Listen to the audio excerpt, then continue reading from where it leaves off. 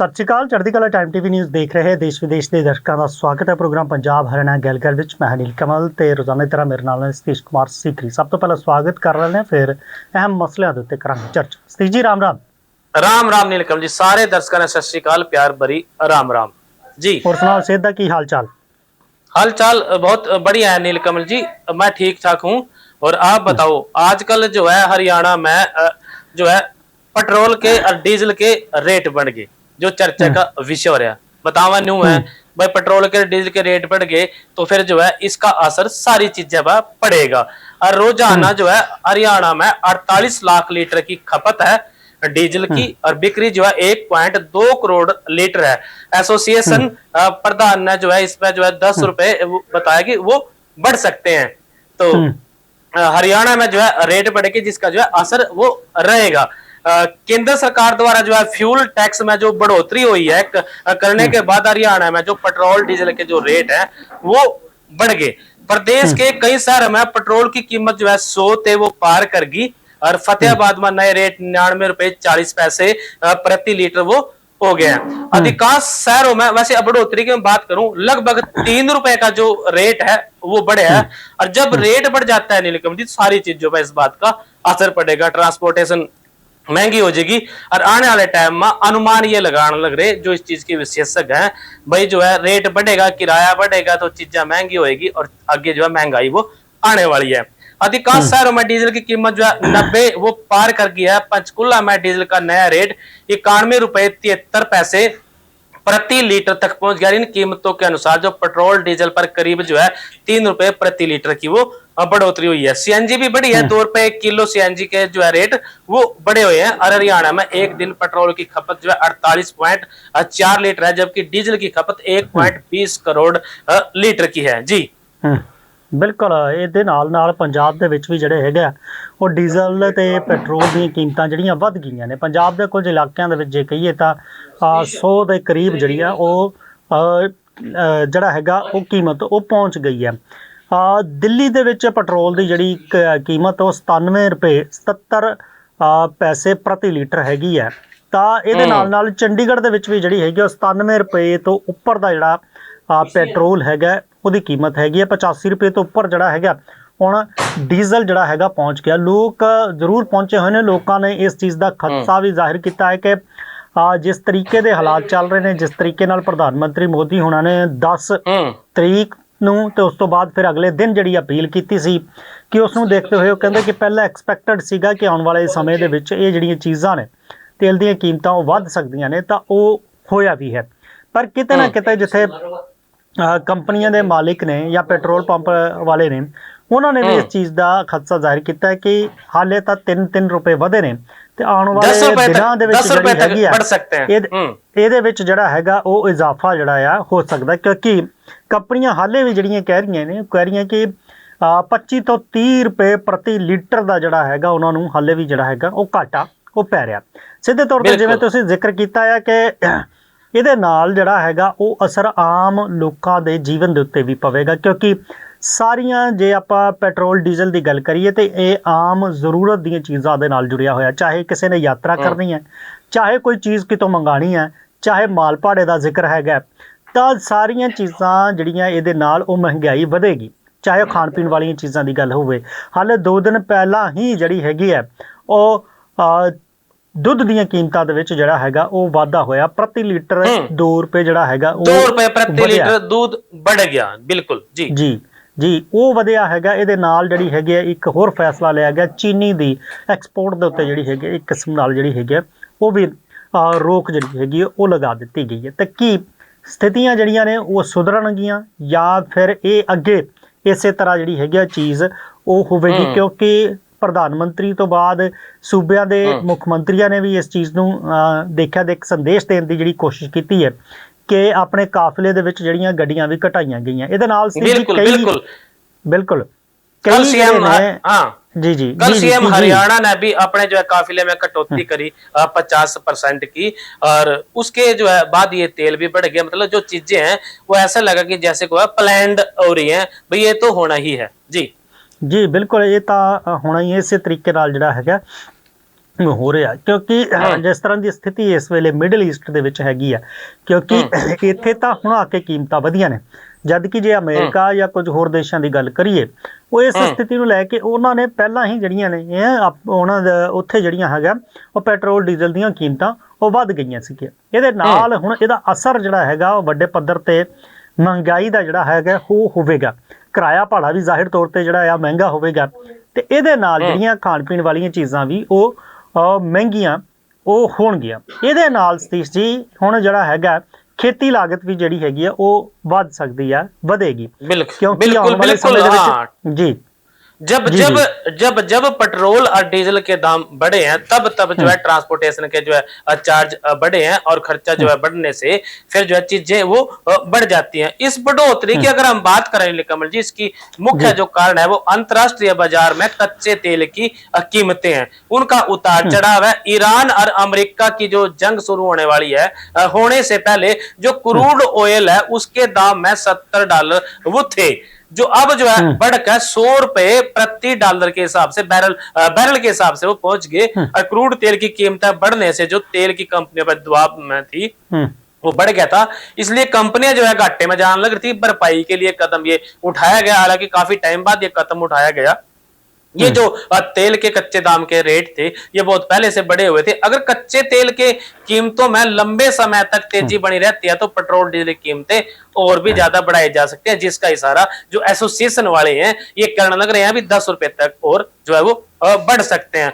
Petrol अगर पंजाब में मैं बात करूं नीलकमल जी, ₹100.54 हो गया और डीजल जो है ₹90.35 हो गया। उत्तर प्रदेश में ₹97.51 हो गया और जो है डीजल जो है ₹90.79 वो हो गया। राजस्थान में ₹101.93 और जो है दिल्ली में ₹97.77 हो गया। इसी तरह से जो है डीजल के दाम जो है 93 और 90 पे वो पहुंच गए। ये बात जो है पंजाब की, उत्तर प्रदेश की, राजस्थान की और दिल्ली की हमने करी। हरियाणा में जिस तरह के बताने लगा ₹100 से ज्यादा का जो रेट है वो बढ़ गया जी। ਬਿਲਕੁਲ ਵੱਖ-ਵੱਖ ਸੂਬਿਆਂ 'ਚ ਵੱਖ-ਵੱਖ ਤਰ੍ਹਾਂ ਦੇ ਨਾਲ ਜਿਹੜਾ ਹੈਗਾ ਉਹ ਇਹਦੀਆਂ ਕੀਮਤਾਂ ਦੇ ਉੱਤੇ ਉਹ ਅਸਰ ਪਿਆ ਆ, ਤੇ ਲੋਕਾਂ ਨੂੰ ਇਸ ਚੀਜ਼ ਦੇ ਲਈ ਤਿਆਰ ਹੁਣ ਰਹਿਣਾ ਪਵੇਗਾ ਕਿ ਆਉਣ ਵਾਲੇ ਸਮੇਂ ਦੇ ਵਿੱਚ ਕਿਸ ਤਰ੍ਹਾਂ ਦੀ ਜਿਹੜੀ ਹੈਗੀ ਉਹ ਸਥਿਤੀ ਉਹ रहेगी, क्योंकि बिल्कुल नीलकमल जी हाँ, मैं महंगाई की एक जिक्र और जरूर करना चाहूंगा आपके साथ। जैसे ही ईरान वाला जो ये युद्ध था, ईरान इजराइल और अमेरिका वाला ये शुरुआत हुई थी, उसी टाइम से ना तेल का रेट बढ़ा था और ना किसी चीज का रेट बढ़ा था, लेकिन जो बाजार में महंगाई थी वो बढ़नी शुरू हो गई थी। उसमें चाहे फिर आप मकान बनाने की सामग्री की बात कर लो या फिर दूसरी चीजों की बात कर लो, ये कहने लग गए थे भाई पीछे से जो है सामान आ नहीं रहा और रेट बढ़ गया। देखो एक उदाहरण देता हूं मैं आपको। ईंट जो है, प्रोडक्शन ईंट की जो भारत में होती है, लोकल क्षेत्र में प्रोडक्शन होती है, लोग अपने एरिया से ईंटें खरीदते हैं, लेकिन ईंटों वाले जो भट्ठे वाले हैं उन्होंने भी इस बात को ये कह दिया कि जो है अब तो रेट बढ़ गए, कोयला आ नहीं रहा, ये और वो तरह तरह की बातें करके उन्होंने जो है ईंटों के रेट लगभग 8,000 के आसपास वो पहुंचा दिए थे। जो पिछले दिनों में लगभग 6200 रुपए थे, उसके बाद 7,000, अब जो है रेट 8,000 की बात है। अगर इस तरह की बात रही उसके बाद जो ये तेल की कीमतें बढ़ी है तो ये रेट और जो है उछल सकते हैं, ऐसा जो है अनुमान लगाया जाने लग रहा। ਬਿਲਕੁਲ ਸਤੀਸ਼ ਜੀ, ਪਹਿਲਾਂ ਜਿਹੜੀ ਗੱਲ ਹੈਗੀ ਉਹ ਇਹ ਕਹੀ ਜਾ ਰਹੀ ਕਿ ਜਿਹੜਾ ਵਪਾਰਕ ਤੌਰ ਦੇ ਉੱਤੇ ਇਹ ਤਾਂ ਆਮ ਜਿਹੜਾ ਹੈਗਾ ਇਸਤੇਮਾਲ ਕੀਤਾ ਜਾਂਦਾ ਡੀਜ਼ਲ, ਜਿਹੜਾ ਕਿ ਕਮਰਸ਼ੀਅਲ ਡੀਜ਼ਲ ਜਿਹੜਾ ਇਸਤੇਮਾਲ ਕੀਤਾ ਜਾਂਦਾ ਸੀ, ਚਾਹੇ ਉਹ ਵੱਡੀਆਂ ਫੈਕਟਰੀਆਂ ਦੇ ਲਈ ਸੀਗਾ, ਉਹਦੇ ਵਿੱਚ ਜ਼ਰੂਰ ਕੁਝ ਕੀਮਤਾਂ ਜਿਹੜੀਆਂ ਹੈਗੀਆਂ ਉਸ ਵੇਲੇ ਉਹ ਵਧਾਈਆਂ ਗਈਆਂ ਸੀਗੀਆਂ, ਉਸ ਦਾ ਅਸਰ ਹੋ ਸਕਦਾ। ਪਰ ਹੁਣ ਸਿੱਧੇ ਤੌਰ ਤੇ ਇਹ ਆਮ ਡੀਜ਼ਲ ਜਾਂ ਪੈਟਰੋਲ ਦੀ ਜਿਹੜੀ ਹੈਗੀ ਆ ਉਹਦੇ ਵਿੱਚ ਵੀ ਕੀਮਤਾਂ ਵਧਾ ਦਿੱਤੀਆਂ ਗਈਆਂ ਨੇ। ਹਾਲਾਂਕਿ ਕੀਮਤਾਂ ਪਹਿਲਾਂ ਵੀ ਵਧਣੀਆਂ ਸੀਗੀਆਂ, ਪਰ ਤੁਹਾਨੂੰ ਯਾਦ ਹੋਵੇਗਾ ਕਿ ਕੇਂਦਰ ਸਰਕਾਰ ਨੇ ਜਿਹੜੇ ਹੈਗੇ ਐਕਸਾਈਜ਼ ਡਿਊਟੀ ਦੇ ਵਿੱਚ ਥੋੜੀ ਜਿਹੀ ਰਾਹਤ ਜਿਹੜੀ ਹੈਗੀ ਆ ਉਹ ਦਿੱਤੀ ਸੀਗੀ, ਤੇ ਉਸ ਵੇਲੇ ਜਿਹੜੀਆਂ ਨੇ ਕੀਮਤਾਂ ਉਹ ਫਿਰ ਸਥਿਰ ਹੋ ਗਈਆਂ ਸੀਗੀਆਂ, ਜ਼ਿਆਦਾ ਅਸਰ ਨਹੀਂ ਪਿਆ ਸੀਗਾ।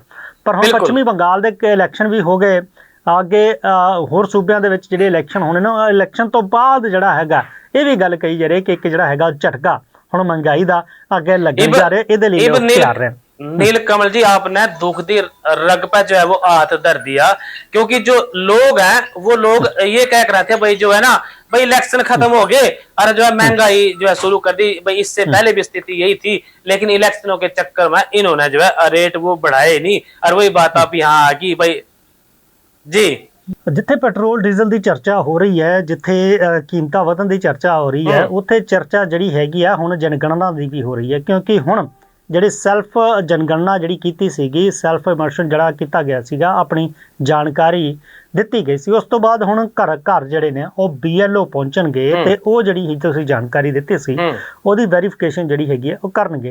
ਅੱਜ ਤੋਂ ਜਿਹੜੀ ਹੈਗੀ ਹੈ ਇਹ ਜਨਗਣਨਾ ਉਹ ਸ਼ੁਰੂ ਹੋ ਜਾਵੇਗੀ ਪੰਜਾਬ ਦੇ ਵਿੱਚ, ਤੇ ਘਰਾਂ ਦੇ ਵਿੱਚ ਜਿਹੜੇ ਹੈਗੇ ਨੇ ਉਹ ਸਵਾਲ ਉਹ ਪੁੱਛੇ ਜਾਣਗੇ ਜਿਹੜੇ ਕਿ ਇਸ ਜਨਗਣਨਾ ਦੇ ਲਈ ਤੈਅ ਕੀਤੇ ਗਏ ਨੇ। ਤਾਂ ਹੁਣ BLO ਜਾ ਕੇ ਉਹਨਾਂ ਦੀ ਜਿਹੜੀ ਹੈਗੀ ਹੈ ਵੈਰੀਫਿਕੇਸ਼ਨ ਉਹ ਕਰਨਗੇ ਤੇ ਕੁਝ ਜਿਹੜੀਆਂ ਜ਼ਰੂਰੀ ਚੀਜ਼ਾਂ ਹੈਗੀਆਂ ਜਿਹੜੇ ਪੁੱਛੇ ਜਾਣਗੇ ਉਹ ਚੀਜ਼ਾਂ ਤੁਹਾਨੂੰ ਉਹਨਾਂ ਨੂੰ ਜਿਹੜੀਆਂ ਨੇ ਉਹ ਵਿਖਾਈਆਂ ਪੈਣਗੀਆਂ ਤੇ ਉਹਦੇ ਬਾਰੇ ਜਿਹੜਾ ਹੈਗਾ ਉਹ ਜਾਣਕਾਰੀ ਉਹ ਦੇਣੀ ਪਵੇਗੀ।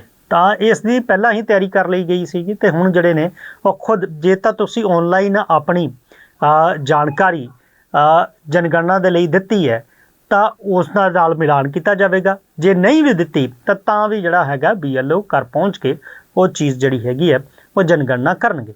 ਜਨਗਣਨਾ ਤਾਂ ਹੋ ਜਾਵੇਗੀ, ਗਿਣਤੀ ਵੀ ਹੋ ਜਾਵੇਗੀ, ਪਰ ਸਭ ਤੋਂ ਵੱਡੀ ਜਿਹੜੀ ਚਰਚਾ ਉਹ ਹੁਣ SIR ਨੂੰ ਲੈ ਕੇ ਜਿਹੜੀ ਹੈਗੀ ਆ ਉਹ ਹੋਈ ਹੈ, ਕਿਉਂਕਿ 15 ਜੂਨ ਤੋਂ ਚੰਡੀਗੜ੍ਹ ਤੇ ਪੰਜਾਬ ਦੇ ਵਿੱਚ ਜਿਹੜੀ ਹੈਗੀ ਆ ਉਹ ਸਪੈਸ਼ਲ ਇੰਟੈਂਸਿਵ ਰਿਵੀਜ਼ਨ ਜਿਹੜੀ ਹੈਗੀ ਆ ਉਹ ਸ਼ੁਰੂ ਹੋਵੇਗੀ।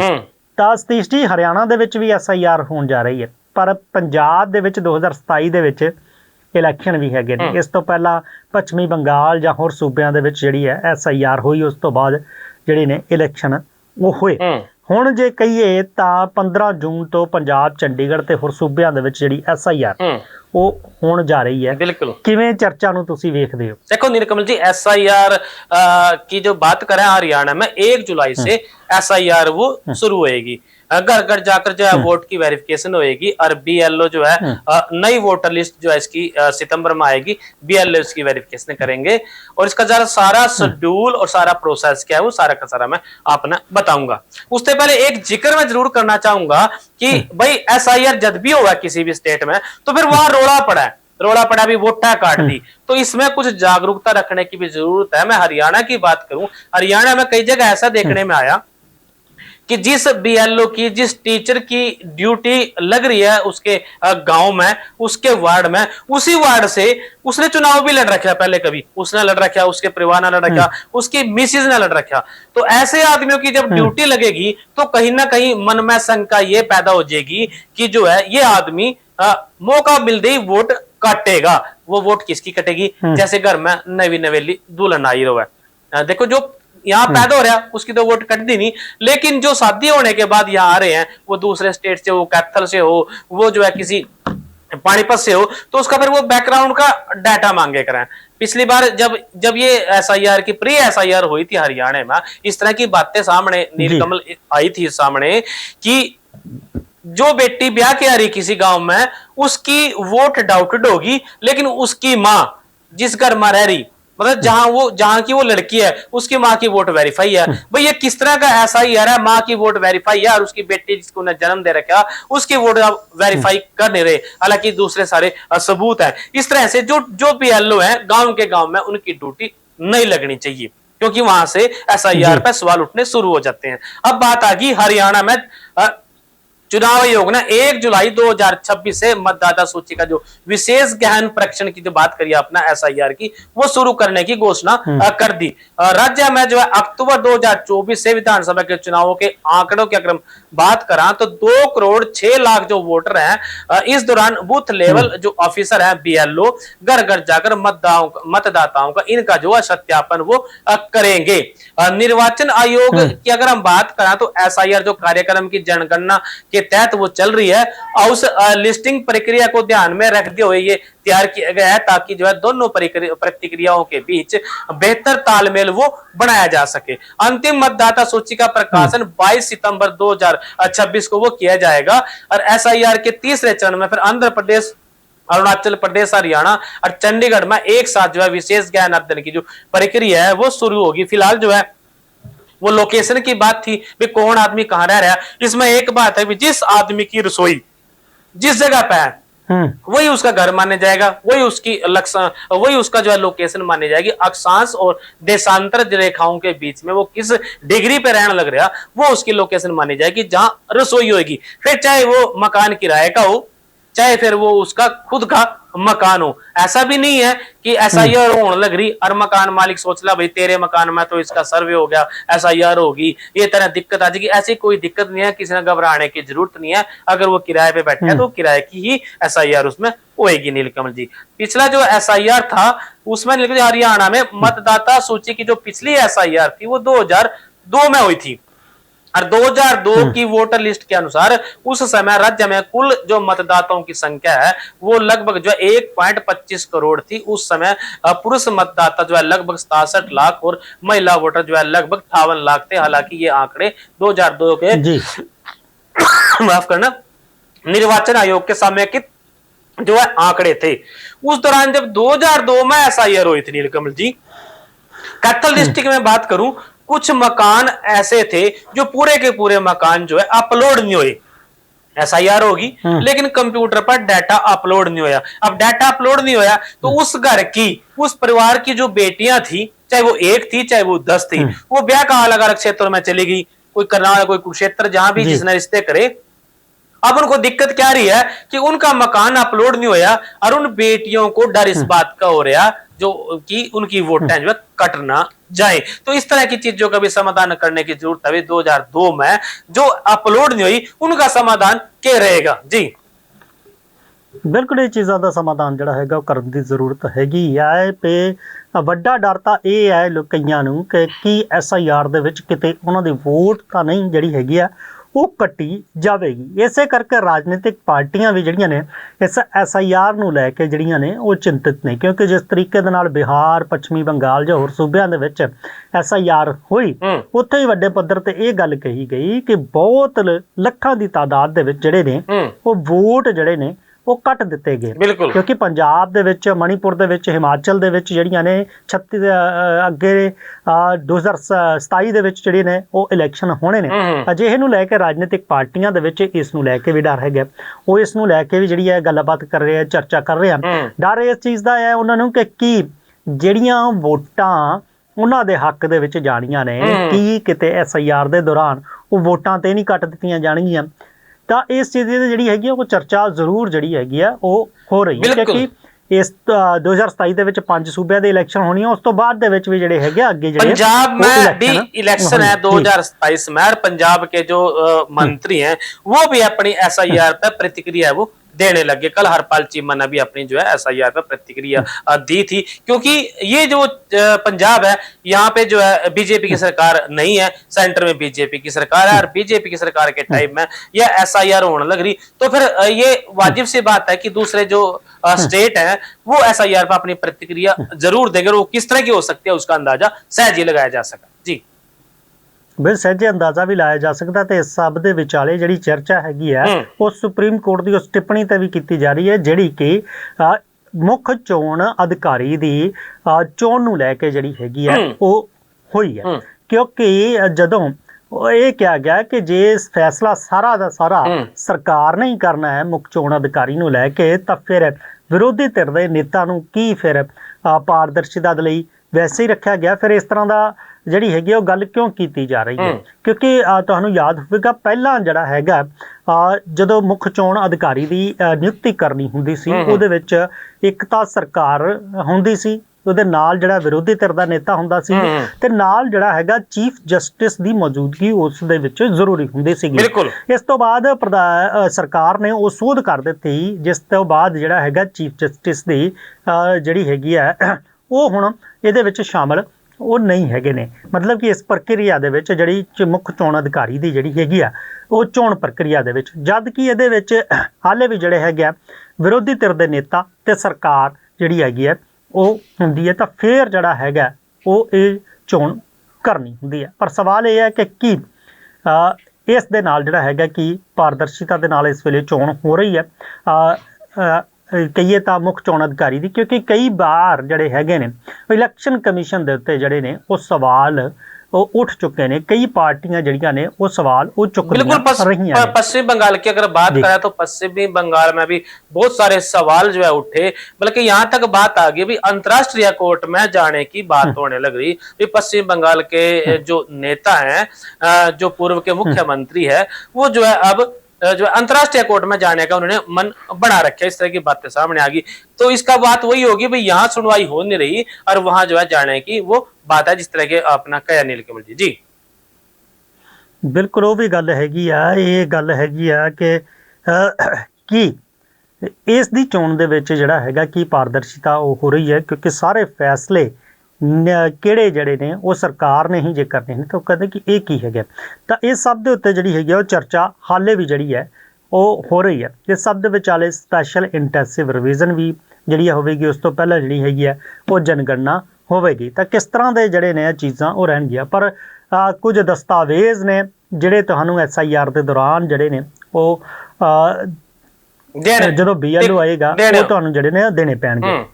ਜੀ बिल्कुल बिल्कुल नीलकमल जी, वो बहुत सारे दस्तावेज है उसमें, पासपोर्ट है, शादी का रजिस्ट्रेशन है नीलकमल जी, जो है 10वीं की जो मार्कशीट है वो है, आपका वोटर कार्ड है, बहुत सारे डॉक्यूमेंट है। ये नहीं है कि आपकी आसानी से जो है वोट कट देगी, आपने इनमें से कोई एक भी दिखा दिया डॉक्यूमेंट तो आपकी वोट जो है वो कहीं नहीं जाएगी। और SIR में जो है सहयोग जरूर करें, ये अपील है हमारी आपसे, क्योंकि अगर कोई डाउट आपको लगता है तो अपना डाउट क्लियर साथ ही बैठे अधिकारी से अपना डाउट क्लियर करें, अपने सर्टिफिकेट दिखाएं, जो भी आपके पास दस्तावेज हैं वो दिखाएं। वो एक दस्तावेज नहीं है, उसमें किन की संख्या लगभग 10 के बराबर है। जी ਜੀ ਜੀ ਬਿਲਕੁਲ 10-11 ਜਿਹੜੇ ਨੇ ਉਹ ਦਸਤਾਵੇਜ਼ ਤੁਹਾਨੂੰ ਜਿਹੜੇ ਹੈਗੇ ਉਹ ਦੇਣੇ ਪੈਣਗੇ। ਇਹਦੇ ਨਾਲ ਫਿਰ ਜਿਹੜਾ ਹੈਗਾ ਤੁਹਾਡਾ ਇਹ ਵੀ ਗੱਲ ਹੈਗੀ ਸੀ ਜੀ ਕਿ ਜੇਕਰ ਤੁਹਾਡਾ ਵੋਟ ਕੱਟ ਵੀ ਜਾਂਦਾ ਤਾਂ ਫਿਰ ਵੀ ਤੁਸੀਂ ਜਦ ਤੱਕ ਵੋਟਰ ਲਿਸਟ ਨਹੀਂ ਬਣਦੀ ਜਾਂ ਤਾਂ ਉਦੋਂ ਤੱਕ ਵੀ ਤੁਸੀਂ ਜਿਹੜਾ ਹੈਗਾ ਉਹਦੇ ਉੱਤੇ ਆਪਣਾ ਇਤਰਾਜ਼ ਉਹ ਜ਼ਾਹਿਰ ਜਿਹੜਾ ਹੈਗਾ ਉਹ ਕਰਵਾ ਸਕਦੇ ਹੋ। ਬਿਲਕੁਲ ਫਿਲਹਾਲ ਸਮੇਂ ਦਾ ਧਿਆਨ ਜਿਹੜਾ ਹੈਗਾ ਉਹ ਸਾਨੂੰ ਵੀ ਰੱਖਣਾ ਪਵੇਗਾ, ਕਿਉਂਕਿ ਸਮਾਂ ਇਸ ਵੇਲੇ ਜਿਹੜਾ ਹੈਗਾ ਉਹ ਅੱਗੇ ਵਧਣ ਦੀ ਇਜਾਜ਼ਤ ਨਹੀਂ ਦੇ ਰਿਹਾ। ਫਿਲਹਾਲ ਫਿਰ ਮਿਲਾਂਗੇ ਇਸੇ ਪ੍ਰੋਗਰਾਮ 'ਚ, ਤਦ ਤੱਕ ਲਈ ਮੈਨੂੰ ਅਤੇ ਸਤੀਸ਼ ਕੁਮਾਰ ਸੀਕਰੀ ਨੂੰ ਦਿਓ ਇਜਾਜ਼ਤ। ਬਣੇ ਰਹੋ ਚੜ੍ਹਦੀ ਕਲਾ ਟਾਈਮ TV ਨਾਲ। ਧੰਨਵਾਦ। राम राम जी।